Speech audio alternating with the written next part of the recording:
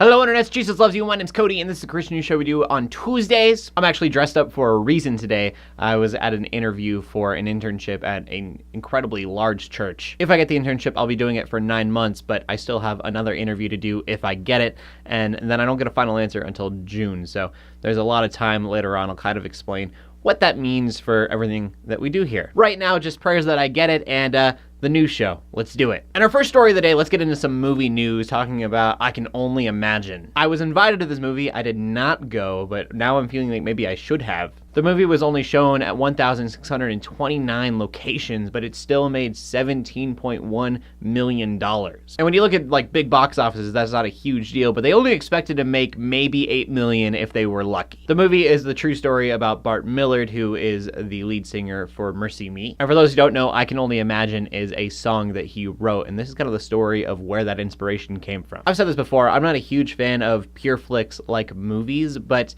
I'm really glad that they are doing well. I also want to note, I have no idea if this was made by PureFlix. I don't think it was, but just those kind of Christian movies that are very story-driven. But there's a couple different reasons that this is a good thing. First of all, if they make more money, that means that they have more of a budget to make higher production movies. Movies with a higher production value are going to be better to watch, and so that is definitely a good thing. And then the other reason is good for Hollywood specifically, because as of right now, the movies that Hollywood are making are not very deep. Like, think about the movies that you go watch at the theater right now. You don't usually go to, like, Transformers for the plot. And then, of course, there's just that as a Christian, I want good Christian movies because I'd be able to relate to them, and I just like that. But yeah, March is a huge movie month, so maybe you're not going to have time for it, but if you do, maybe you want to check it out. And then our next story takes us to Australia. LM Church meets at a shopping center, and along with all the other shops that do their advertisements, the church is also allowed to have their message up on this electrical board. You know, one of those shopping center signs that has all the advertisements for all the different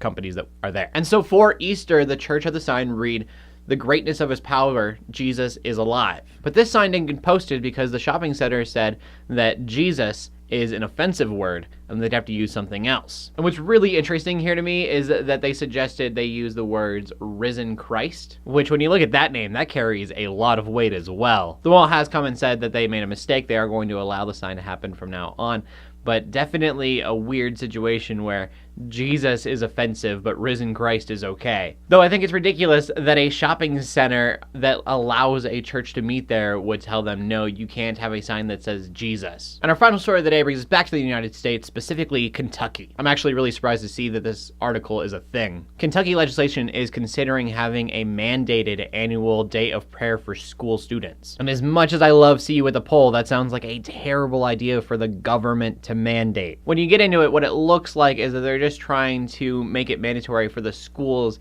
to give a time slot for the students to go out and have a student-led prayer time. Basically, it bans schools from disallowing students to go out and do the prayer event on the last Wednesday of September. It makes sense, but I'd much rather the schools do that on their own, and if your school doesn't allow you to do it, for the students to stand up and do it anyways. It definitely just seems weird that the government would meddle in it at all. Question of the day, do you guys think that the government should be giving out mandatory prayer times, even if they are student-led?